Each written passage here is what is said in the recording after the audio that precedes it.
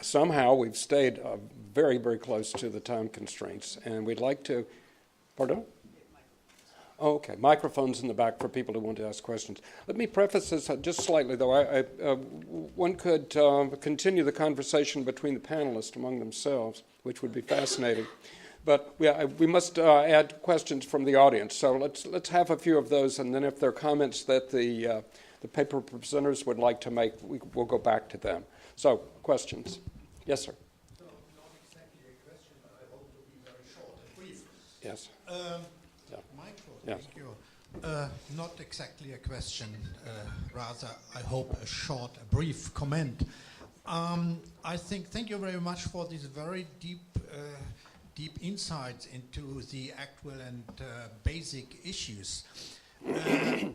And one can discuss many of these details. But what I think, all these three together have a basic assumption.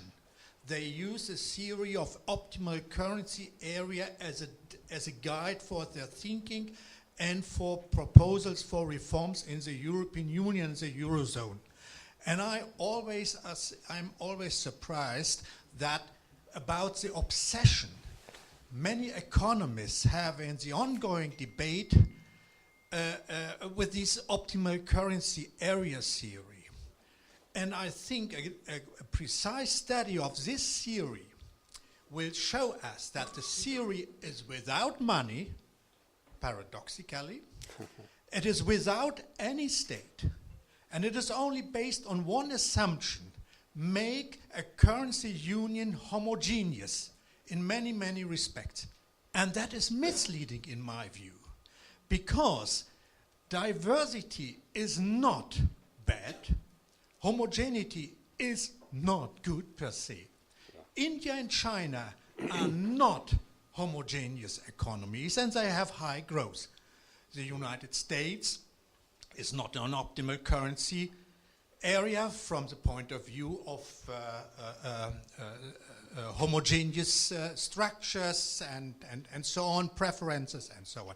And therefore I would propose simply forget this theory and look for another one which could be a guide for our debates about the reform of the European Union. And my proposal is simply, there is a theory, unfortunately not in the mainstream, that is a theory of fiscal federalism. Thank you.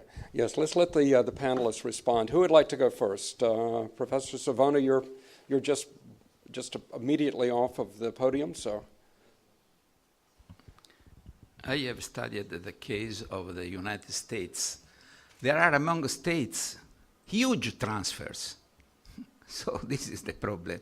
The problem is not the divergences. You will never eliminate them for a lot of reasons. Cultural, political, territorial condition, and so on. But you need a policy, a transfer policy.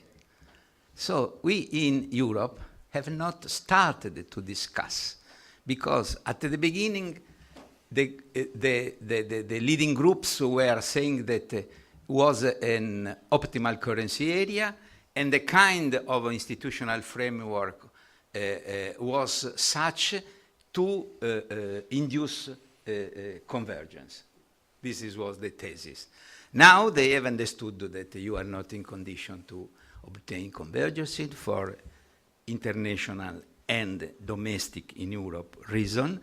And now the problem is not the non-optimal currency area, but the lack of a policy to approach this problem. And then I reached the point I said that only the possibility of the population to accept this condition, the different condition, which is a political reason, not an economic reason, is the only limit to continue to stay in the euro. Well, that was very much to the point. Mario, do you have any thoughts on that before we go to Professor Forta? No, my views is that we have to start from a geopolitical point of view. So it's not a question of checking whether or not the European Union is an optimal currency area, whatever. It's a political decision to be or not to be in the world governance of the next 50 years. And the only way is political power in Europe. Now, which means fiscal federalism is the only way, but fiscal federalism in Europe means that now we give to the European Union 2% of our budget, and we have to jump up at 10% or 15%. And I don't see European countries so ready to leave to the European Union this huge amount of resources. But this is the minimum to have fiscal federalism. If you don't have at least 10%, the United States, I mean, you don't know anywhere, okay?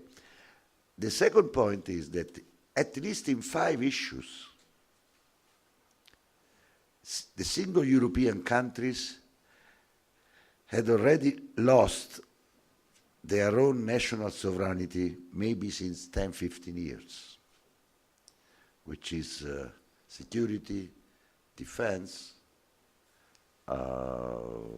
foreign policy, energy, major infrastructure, technology, innovation. So there is a vacuum here. There is no national sovereignty anymore. There is not yet a European sovereignty in these issues. And the only way to face these 5 issues is a European government. So I would say, sit down around the table, change the treaty, as Paolo said, but what is the final target? To have a European government with 5 ministers, a prime minister elected by people, responding to the European Parliament and so on, as you have the Congress and the President and the government. Yes. There is no way out of this in Europe. The alternative is a decline in Europe. Even the big, strong Germany is going to decline. Doesn't mean anything to go to Kiev and Moscow, 2 good guys like Mrs. Merkel and Mr. Hollande, to talk with Ukraine 6 months after being nominating a European foreign minister. By the way, it's an Italian woman, very nice, but who is the power? Somebody remember the previous European foreign minister? Lady. Right, okay. But you are too intellectual. If we were to make the foreign minister Francesco Forte, what would he say? How would you wrap it up? And I think that's about toward the end of our session. I, of course, have a different model because I don't like this big European state in which Germany would have even more power than now and probably could not represent the entire system. But I think your assumption on the homogeneous monetary union is correct. I mean, optimal currency area for me, Caputo, if you want, are those 15 parameters, not more. And one of them, agriculture, is there only because in Europe agriculture is the biggest power of the European community, otherwise would be outside. But the problem is that in those parameters there is also the basic rules of market from the time of Adam Smith. Law and order, including the labor law or any other law which implies possibility of being equal everywhere. And order, of course, is not a question, let me say, of having a budget bigger than 2%, because with 2%, with actually, if we are in NATO, it doesn't matter whether we unified our army, because anyway we must unify the army in a bigger union, which is NATO.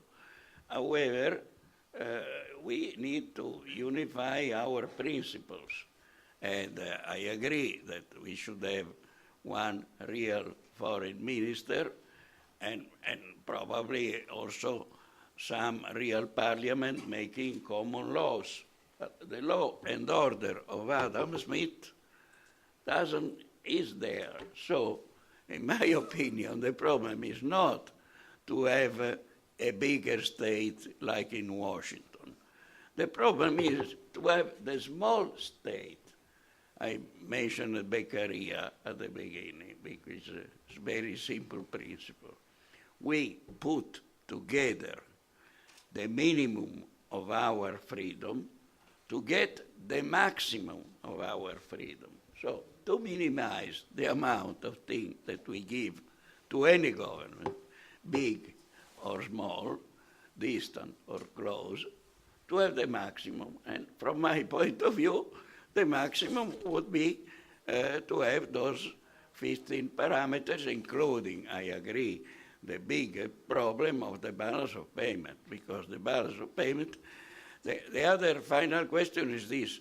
In the presentation of Savona, the interpretation of the rules of the monetary policy is done in a theory which is probably the one adopted surely by Trichet, the German, and so on. However, the word is monetary stability. Monetary stability means, in Friedman theory, one parameter. And also Girsch, I was in 3 plus 2 group to study the monetary union from the first one. And Girsch, the German, was always saying, monetary stability, German, means a parameter fixed. Does not matter whether it's 2% or 3%, possibly small, but we stay there. The interpretation has been different. And the other idea is bargaining on the parameters, which is silly. Bargaining on the rules is not sense. So, in a sense, I agree with them that in this situation are in a bad shape, but my other conclusion is that we need something like Adam Smith basic rules rather than biggest kind of power in which we would be in the same situation as now with this kind of chicken game, which, by the way, is also described by Jim Buchanan in a paper, The Samaritan Dilemma, between the central government and the government of a federation which does not accomplish to the duties. Then the problem is we kill them or we aid them, making something which is wrong according to the rules, but good according to the principle. So this is the dilemma in which we are, the Samaritan dilemma. Okay. We have time for another question, or not really? Okay. Thank you very much. A wonderful, wonderful discussion. So I just had one final thing here. I have a presentation I'd like to make. Certo, infatti. Let me get into this. Bear with me just a minute here. All right. So to thank Gordon for all the hard work he's been doing on this conference, we have a special plaque. And I'll read this out loud to everyone. It says, "This is to certify that Gordon Brady, Joint Economic Committee of the U.S. Senate, is hereby designated an honorary lifetime member of the International Atlantic Economic Society, March 2015. Thank you so much. That's wonderful. Thank you. I'm so happy. Really.